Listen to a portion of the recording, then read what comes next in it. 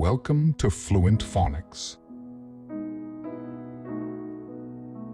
Today we will discover the proper pronunciation of the word clarets. Clarets. Clarets. Clarets.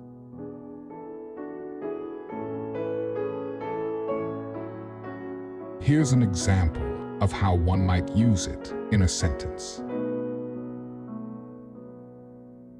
The Clarets lost the football match last night, despite putting up a strong fight. Clarets refers to the Burnley Football Club, whose team colors are claret and blue. It is often used to describe the club or its players.